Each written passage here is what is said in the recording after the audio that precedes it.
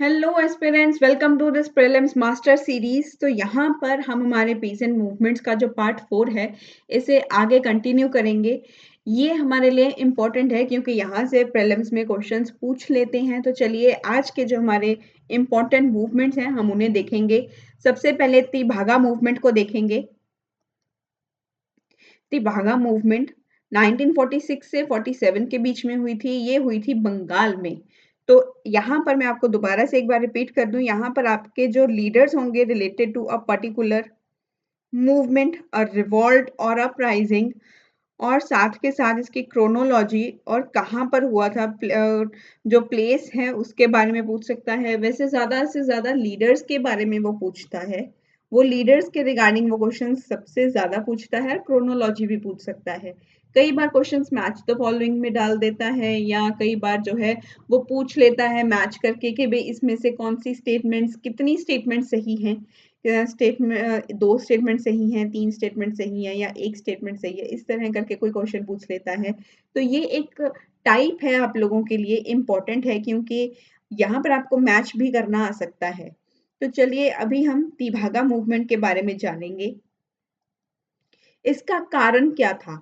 इसका कारण था जो शेयर क्रॉपर्स का जो डिमांड था। जो शेयर क्रॉपर्स का जो डिमांड था for a fair redistribution of the harvest. जो भी हार्वेस्टिंग हो रही थी, जो भी फसल की जो कटाई होती थी, उसके बाद उसका जो डिस्ट्रीब्यूशन होता था वो फेयरली होना चाहिए। वो फेयर तरीके से होना चाहिए।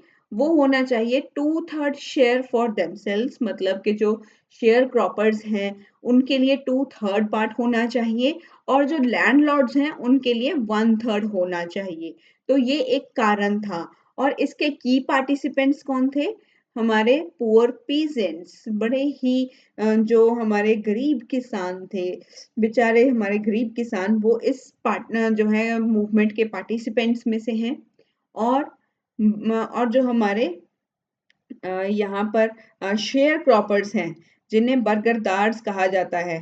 तो यहाँ पर शेयर क्रॉपर्स जो हैं हमारे, ये यहाँ पर इन्वॉल्व थे इस मूवमेंट में। और साथ में जो पीसेंट्स ऑर्गेनाइजेशंस हुआ करती थी वो भी इसमें जो है इन्वॉल्व थी। तो की इवेंट्स क्या हुए थे? की इवेंट हुआ था 1946 में।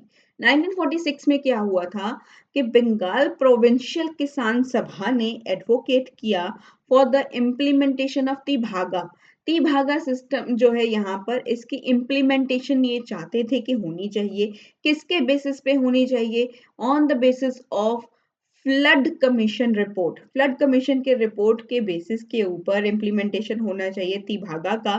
जो हमारे बंगाल प्रोविंशियल किसान सभा के जो मेंबर्स थे, जो ये लोग थे, वो चाहते थे। तो इसका आउटकम क्या निकला? इसका आउटकम, इसका रिजल्ट था कि जो 40% ऑफ पीजेंट्स जो थे उनको 2/3 शेयर मिल गया था। दे गेन्ड द 2/3 शेयर। उनको ये 2/3 शेयर जो था वो मिल चुका था। इसके अलावा लेकिन जो मूवमेंट था इसे रिप्रेस कर दिया गया था। एंड लिमिटेड सक्सेस इनके हाथ आई थी इन ईस्ट बंगाल। ईस्ट बंगाल का जो रीजन है, यहाँ पर लिमिटेड सक्सेस इनको मिलती है। तो चलिए नेक्स्ट हमारे जो मूवमेंट है इसके बारे में जानेंगे। तेलंगाना इंसर्क्शन। तो इसे भी हम इसे तेलंगाना विद्रोह भी कह सकते हैं, जो 1946 से 1951 के बीच में हुआ था। ये हुआ था हैदराबाद में। ये हैदराबाद में हुआ था। अभी इसका कारण क्या था? इसका कारण था जो निज़ाम रूल था, निज़ाम का जो शासन काल था, इसके अंदर, इसके जो अंडर जो कुछ भी हमारे जागीरदार हुआ करते थे, देशमुख हुआ करते थे। देशमुख और कोई नहीं है, इन्हें लैंडलॉर्ड्स बोला जाता है। निज़ाम के शासन काल के दौरान जो भी जागीरदार थे, देशमुख थे, जिन्हें लैंडलॉर्ड कहा जाता है, उन्होंने शोषण किया हमारे किसानों का। किसानों का ये शोषण करते थे। एक्सप्लॉयटेशन हो रहा था ऑफ पीजेंट्स।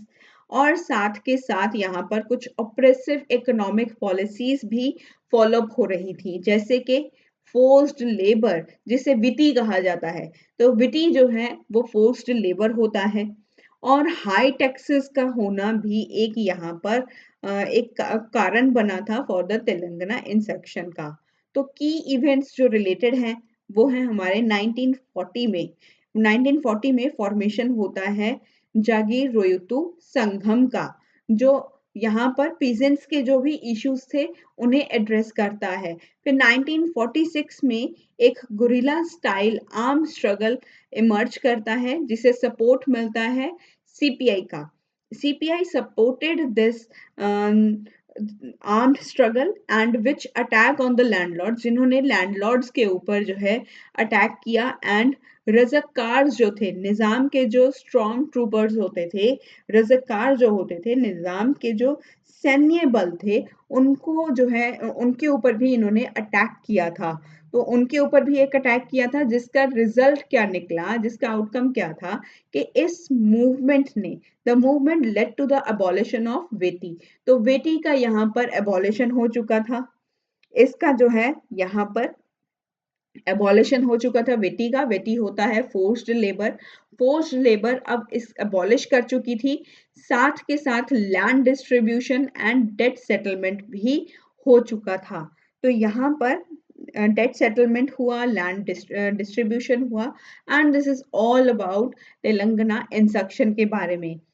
तो आज के अगर ये वीडियो आपको अच्छी लगी हो तो इसे शेयर ज़रूर करना। Do subscribe the channel. Thank you so much for the love and support which you show towards my channel. और अगर आपको कोई भी दिक्कत आ रही है आपके प्रिपरेशन के रिगार्डिंग, या आपके अगर आपको किसी पर्टिकुलर सब्जेक्ट में या पर्टिकुलर किसी टॉपिक में आपको दिक्कत आ रही है तो भी आप मुझसे डायरेक्टली कनेक्ट कर सकते हो। I will try to solve your problem, ताकि आपकी प्रिपरेशन की जर्नी अच्छे से चले और आप अपने टारगेट को achieve करें। Thank you so much once again. Keep learning and keep motivated.